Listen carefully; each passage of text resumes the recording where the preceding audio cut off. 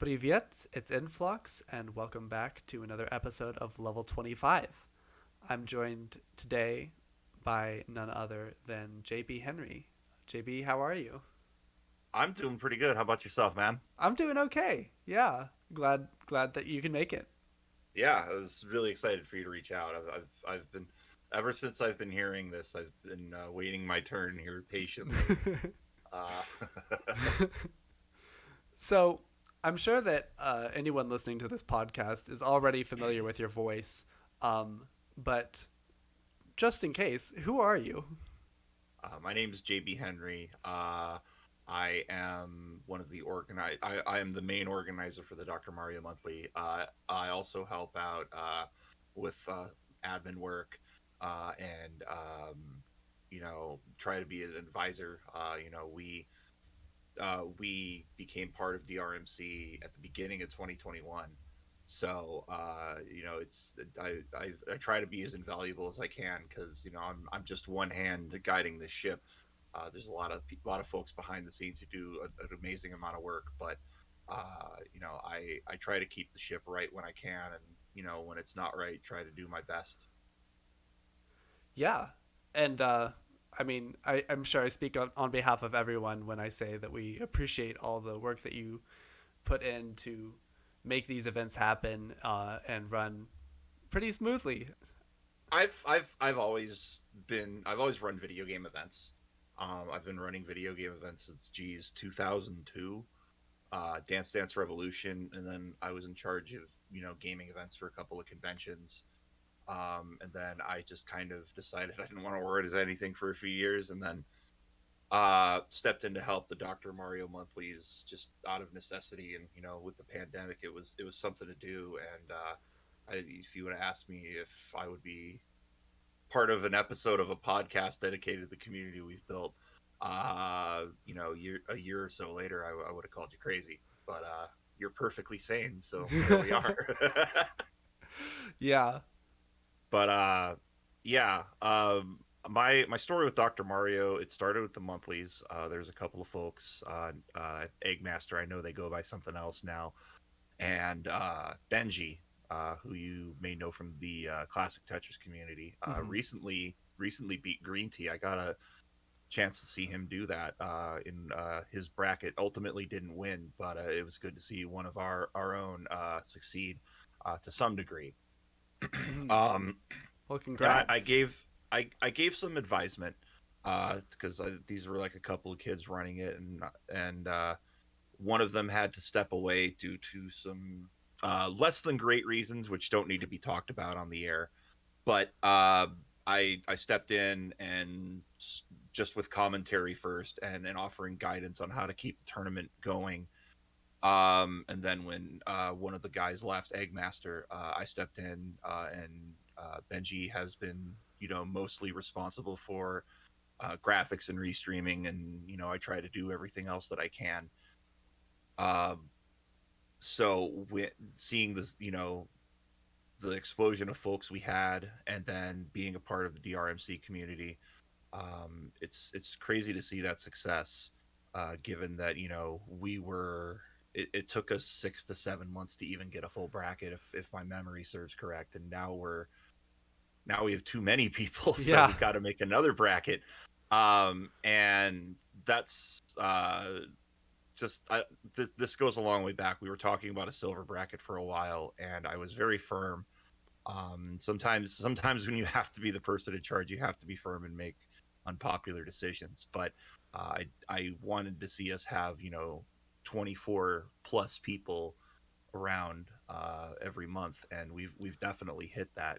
I'm not making the brackets anymore when I was usually getting fed to Packy or Dimwit in the first Hmm. round. So and on top of that, we've gotten to see the scale of the skill level of our players grow significantly. We're in a time now where I put up a 1654, I think, this month, which would have been a phenomenal score. It probably would have gotten me like a top 8 seed, but now it's like I'm on the outside looking in. So to see the level of our players grow just so incredibly. And we have people who, you know, I would see on the speedrun leaderboards when I first tried to speedrun this, like, yeah, I'm gonna get up there, and I haven't, but you know, you're seeing names like Frank and Watchma, Hmm. and you know, Packy and Dimwit, obviously, but you seeing all these high level competitors, um, you know, just doing really well. But organically, we've grown and we've seen so many new people succeed, and that's really what running this has been all about for me. Yeah. Well, again, I'm very grateful for the work that you've put into running this.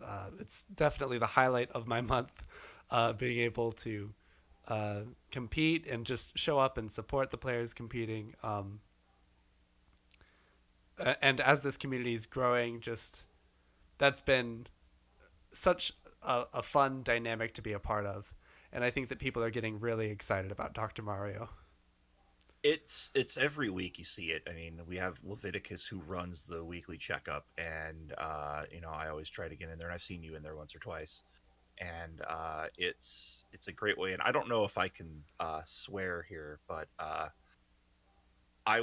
it's a nice time to get in a few rounds and just bullshit with people. Hmm. It's always a good vibe. We're Yeah. always having a good laugh. People get ribbed. I get ribbed. I'm not if don't dish it out if you can't take it. You know. Uh, but doing these monthlies is doing these monthlies, especially exclusively online.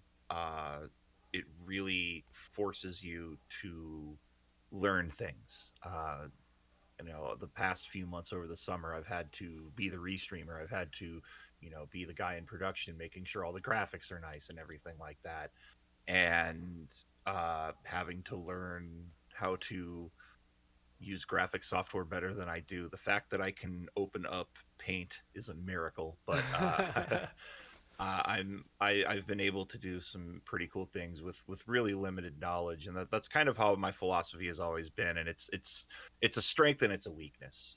It's I always want to learn something and do it on my own, but I have such a great difficulty asking for help Mm, that you know, sometimes I'll do it, but it will take me a lot longer than if I had stopped and taken 5 minutes and asked somebody, you know, a question that could have saved me 30. So, yeah. but there's always that sense of getting things done on your own, and I put a lot of pressure on myself, and I've been transparent about that. You know, we talk about, and let's get this discussion out of the way. We all know that in July, you know, I was having a very tough mental crisis towards the end of the month, and I did not feel that I could run the tournament, so I canceled it, and I didn't really think about it long term. And that's when you're in, and I mean, we were talking about mental health before we got started, but sometimes you have to make rash decisions about your mental health without thinking about anything else, and sometimes those decisions compound because you continue to make the wrong decision. Mm, So I know, and it was a motivation. It was a motivation throughout August that I knew that I wasn't, you know, necessarily on best terms with people for what I did, and I own that and I understand that. But it was a drive for me to make the August event better and the September event go as well as it did. But the real driving force of it is when we were all out in Columbus. You really see what the fruits of those labors were. You know, there was a dozen people I know by handle here, and getting to hang out with those people and really having a good time outside of tournaments. But really, it was a realization for me that everything that, you know, I've been able to put together, that Benji's been able to put together, the work that Chris and Vince and DM Hero and I know I'm forgetting somebody, and they're gonna lambast me for. I mean, and I've gotten help running the monthlies too from Floyd, from Leviticus. We just from John Nash. We've just added the Dave to our judge team, and then, you know, the folks in the booth, myself, Ethan, Savage Octagon, and you know, some of our regular players like mm-hmm. Packy. They'll try to help out wherever they can. But the seeing all those people coming together just for a dumb little puzzle game and having no moment of that time out there be bad. It was either you're working hard to get everything set up, or you're seeing everything come to fruition, seeing the end of that tournament, and having that crowd around, especially during those last few matches, really drove home and inspired me to take things to another level and really start to improve. And it's why I've always been receptive to feedback and always been transparent about any decisions made, because the last thing we need is somebody making a decision. And this not just here, this really goes for anywhere, making a decision and not explaining it, Mm. explaining why. Because if it's something that's confusing and you're not able to explain why are you making that decision? But it's an important part about feedback.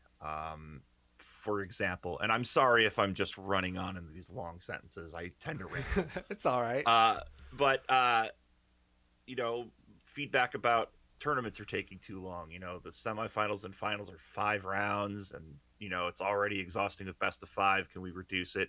Yeah, that makes sense.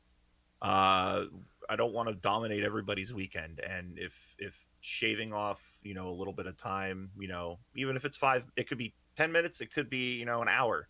Hmm. uh I don't my goal has always been not to dominate people's weekends with this game.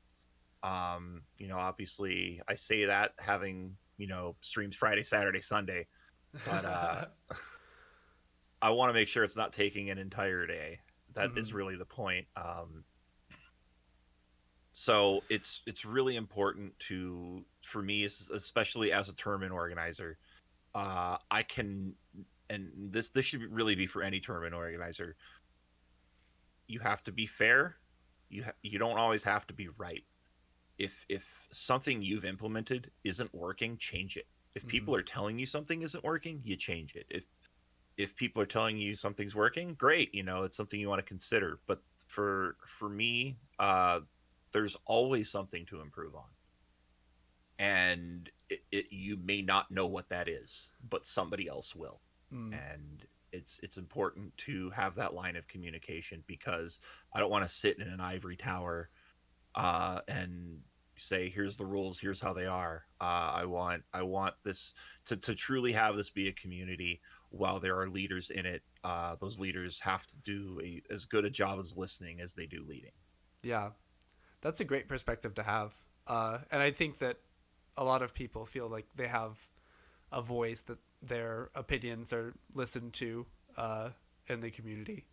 Mm-hmm. Uh, well, you've mentioned some of the changes that will be rolling out fairly soon here, that with the silver bracket, which I think a lot of people have responded positively to, as well as shorter level spreads for some of the later bracket matches. Mm-hmm. Mm-hmm. Are there any other changes that you would like to see in the competition or in the community?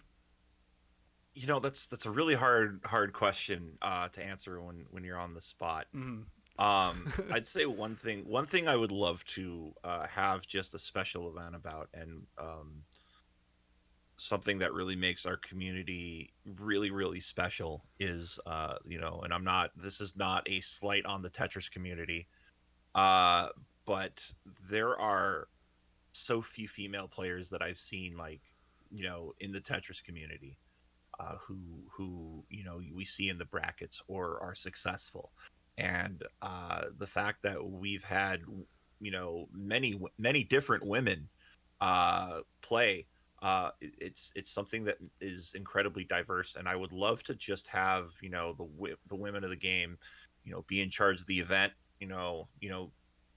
Show if be able to bring that experience so everybody can have a seat at the table. Mm. We have Savage Octagon in the booth. We have, some really high level players. Savage is one of them. Sarah Sparkle's another. And we've seen others in the community. There's Betty B, there's Larva, there's Tetra. Uh, and I know there's another one, and it's gonna kill me that I'm never gonna remember this. I'm just sometimes I'm bad with names. But the fact is that we've had, women in this community and women who play well. I mean, we've seen Sarah and Octagon make a finals, which I love seeing. Mm-hmm. And I think soon we'll have, a female win a monthly, or, and I want to say we'll have a female win the verses, but we've seen Heather, dominate. So the fact that there's that diversity in the community, I would love to have, an event where we can say, hey, it's not just a bunch of dudes playing this game. These women are also very good, and we treat them as equals. But today, they're the main event. Watch how good they are. Mm. Yeah, I'm not exactly sure what that would look like. I mean, I don't have a concept for it, but I think that's something that you could definitely get a lot of support for. And on another thing, we had all-star events, and those were things I literally came up with overnight. And some of them stuck and some of them didn't. But having more of those, people have pitched me some, and I'd love to do it because while we play this game competitively, we are some of the best players of Dr. Mario in the world, which is kind of cool to say. At the end of the day, it's a game. Games are meant to be fun, not to mention challenging, but they should be fun. So, uh, more sort of an all star weekend kind of deal. I know we used to have side events every month, but it was overwhelming for me to handle my own stream, my own personal work, Mm-hmm. and Dr. Mario. Something had to go. It was the side events, but this is kind of a comeback of them per se. And I definitely also want to bring Super Nintendo and N64 and Game Boy into the Mm. mix at some point. I would love to have tournaments like that because those and this is something that if you're not new to Dr. Mario, you don't know. But if you're an expert, you know that Dr. Mario on the Super Nintendo and Dr. Mario on the NES are two completely different beasts. Mm-hmm. So I want to get Super Nintendo in there, and I want to say that's probably going to happen 2023, when we have more people in the community. But I think that, we always want our main focus, our main event, I think, to be on NES. Um, but we can't not acknowledge the other versions of the game, especially with Dr. Mario 64 coming back on Switch. Um, and really, I think we'd all just love to see another dedicated Dr. Mario game, if not just to make our streaming lives a little easier. And I know that the N64 version of Dr. Mario, which growing up was my favorite, um, has some pretty cool modes to it as well. Like I forget what if it was called Flash mode, but Yep. you had to like dig through to clear out certain viruses, and that could be a very interesting competition to have with people. Yeah, I always thought that that was kind of a callback to Tetris 2, because Tetris 2, for those who don't remember, is this very, very weird marriage of Tetris and Dr. Mario, because you weren't clearing lines, you were clearing pegs, like you were doing like match three, but it was still, the tiles were still dropping, so I thought it was a throwback to that. Mm-hmm. Um, and also, I just love to see another new Dr. Mario dedicated game, because my big to get into, just to kind of U-turn here. I mean, I got Dr. Mario on my NES as a kid, 1991, and it was something I always went back to, but I was never really good at. But it Mm-hmm. was fun to play. Sit down, stare at pills, whatever, have a good time. Didn't really play it a lot, but I got Dr. Mario 64 from my group of friends as a high school graduation gift. So I would play that a lot with my buddies, and then didn't really touch the game for a while, and fast forward a few years, I am working as a game tester at Nintendo. Yes, that is something on my resume. That's awesome. Uh, well, everybody always says, "Oh no, you're not," and I'm like, "Yeah, the games test themselves, buddy." And for those who want to know, it sounds like a glorious job. And yes, I've seen Grandma's Boy, but a lot of it is to give you an idea. Um, Imagine having to play Nintendogs for 8 hours a day, a game that's meant to be played for like maybe 15 minutes a day. that you've got to do those things as well as some of the cool stuff. Like I worked on Smash Brothers Brawl, Mario Baseball on the GameCube, a Wow. ton of DS games. I can't say too much, but I got to test a Wii game before the Wii came out. So we got to use like the test kits, which I won't get too descriptive about. But I That's so cool. eventually it's really cool. A lot of the behind the scenes stuff. The unfortunate thing is that Nintendo doesn't credit their contractors, which Mm. they should, but that's another discussion for another time. Uh, but I'm credited in some games. Probably the biggest non Nintendo game I'm credited in is Fable 2 on the 360. But anyways, to go back to the Nintendo thing, because I was really familiar with old games and um, because the game I tested before the Wii came out was WarioWare Smooth Moves, and I also tested Tetris DS, and a lot of those alluded to old Nintendo titles, and I was basically a walking encyclopedia. Mm. Uh, so they would always come to me for answers. So they're like, "You want to work Virtual Console?" I'm like, "Hell yeah, I do." It's the kid's dream to hey, I wish I got paid to play Super Mario Yeah. Brothers 3. Well, I can actually say that I on the clock played Super Mario Brothers 3, which is pretty cool. But I got pulled off that for a little while to work on Dr. Mario Online on the Wii, and that's where I really started to grind and get good because there's only so much to test. Mm-hmm. It's Dr. Mario. It's not an elaborate game. So I like would create like a little spreadsheet, and every this is like a team of 25 people. If we got all of our testing work done, we'd like see who could get the best score, who could complete levels the fastest, and have a good time with that. We would test the online function with the Super Mario Club, which you'll see in all sorts of Nintendo game credits. These are long time permanent employee testers at Nintendo, and they are they are well respected and very very good at video games. Um, just to allude to that, when I tested Tetris DS, they would regularly smoke us when we played over Nintendo Wi-Fi connection. Mm. So I was grinding and playing versus games and having a good time. Never lost versus. Like the whole neighborhood good thing. The late Jonas Neubauer said, I felt like I was that at Nintendo. Like I didn't get beat. I didn't get beat at local game competitions. And I thought it was pretty good. And we'll get to that story in a bit. But we got to play Dr. Mario against the Super Mario Club, and I smoked them, and I was so proud of myself because they were getting like you could hear them like screaming on the other end of the call. Like this poor translator's like looking at us, and we're like, well, what are they saying? It's like they're mad they're getting beat. And I'm like, yeah. So, uh, but it was from there that I really renewed my interest in the game, and played it regularly. Started speed running it because like everybody who would watch GDQ was like, oh man, there's a game I'm really good at. I'm gonna go pull it out. So uh, pull out Dr. Mario and start speedrunning it. And I would say that I'm serviceable at the speedrun portion of it. Obviously, I'm not elite, and I never really wanted to be, but um having that and speedrunning it and finding a community of people, which I found putting this undefeated streak on the line. I went to Portland Retro Game Expo, and funnily enough, Sarah Sparkle and I were on the same train, and I didn't realize it. Oh, huh. uh yeah.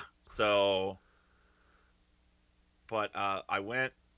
I was a 32 person bracket. I beat my first match pretty handily. I know it's on YouTube somewhere. And then my second opponent was DM Hero, and since he was the eventual winner of the tournament, you can guess how that match went. uh I found out about the community and joined that. And then there was another community that was dedicated to the speed running portion of it, and then here we are. Yeah. So, uh, last month we had great turnout for the monthly and the competition was very stiff. This month, even more turnout and much stiffer competition. And I think part of the reason for that could be because of the charity drive and the donation incentive that you pledged for $1 for every person who qualified. Um, Yeah. what is that going to benefit again? It's a charity called Extra Life, extra-life.org. You can find me, JBHenry, or if you're in the Discord, we got a link. It's something I've done for 12 years since I worked in the game industry.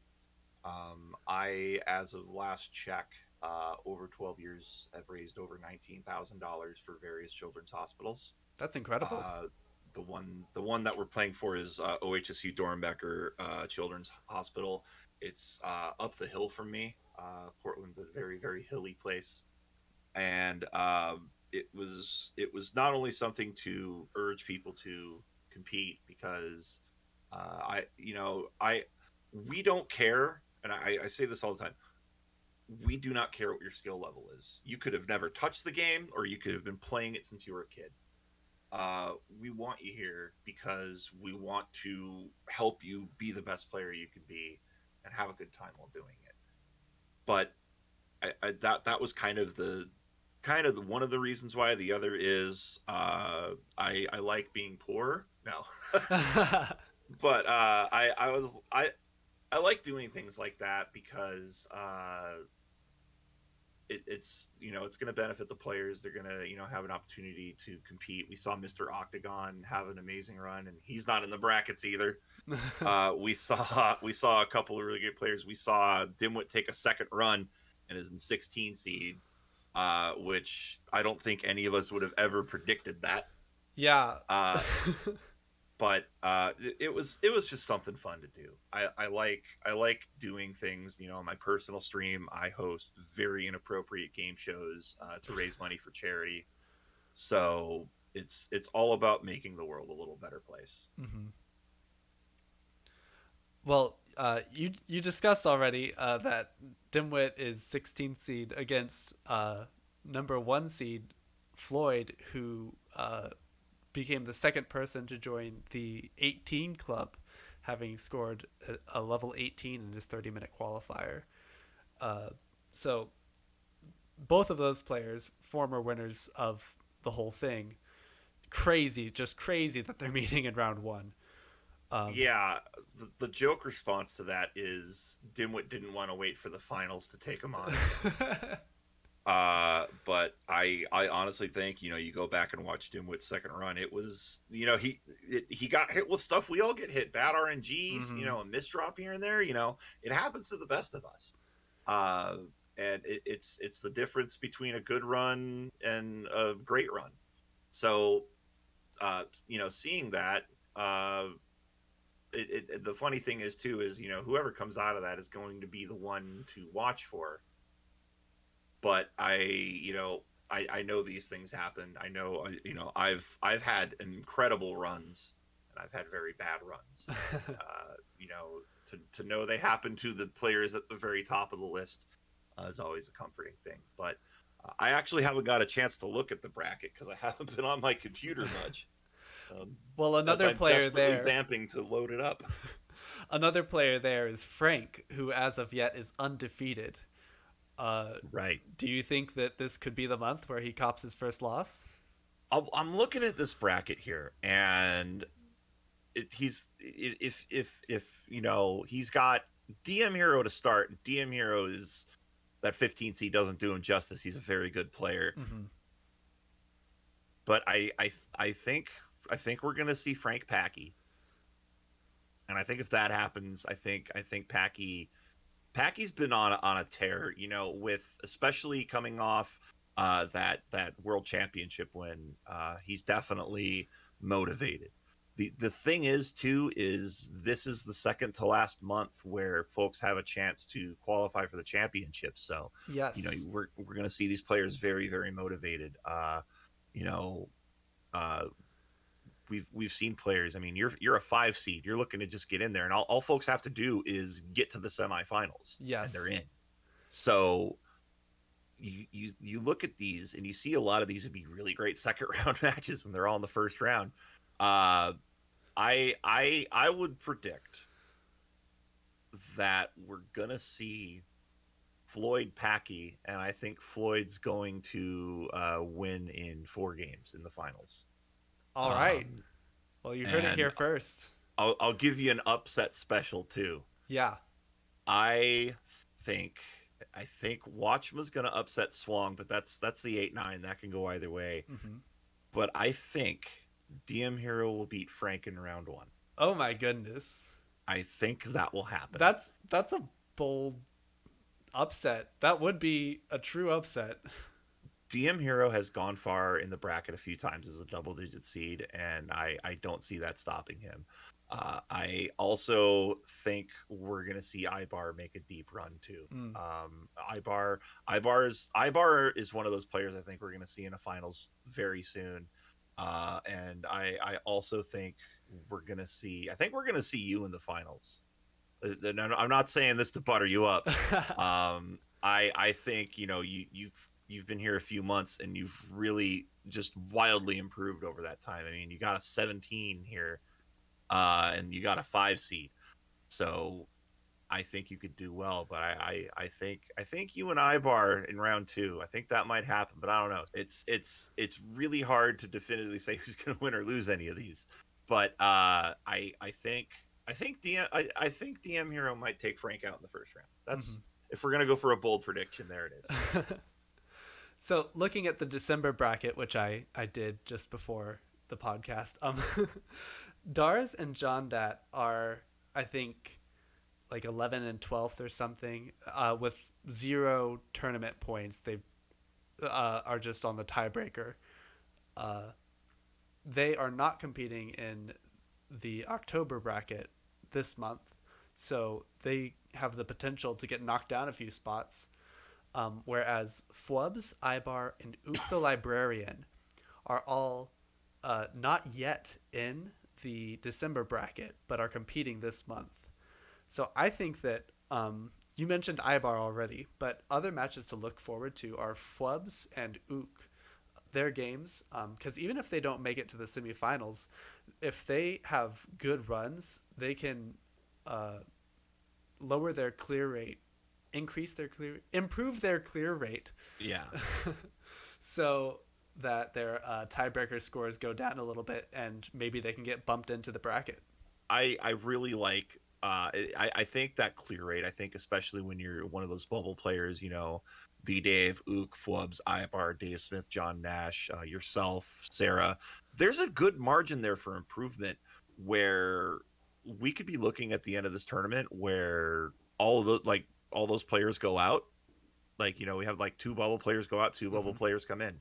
So it'll really be interesting, and you make a good point. Keeping an eye on Ibar, Flubs, Ook, they got in, uh, and a couple of stalwarts haven't. I would say Dars is pretty safe. A clear rate of 3 seconds is very good, Hmm. but you're seeing more players get into that sub 3 second clear rate, whereas and this just goes to everybody driving themselves to be better.